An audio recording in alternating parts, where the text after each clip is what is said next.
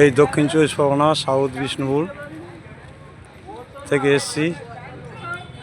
আমার Facebook channel south Bishnupur থেকে এসে মন্দির বাজার, দক্ষিণ চব্বিশ পরগনা মন্দির বাজার, এখানে জল ঢালা হয়ে গেছে। একটু এসেছিলাম ঘুরতে, পুজো দিতে, একটু দেখে যাই, ভগবানকে একটু পুজো দিলাম। এবং যখনই জল ঢালা হয় তখনই আমরা এসে একবার ভিডিও করেছিলাম।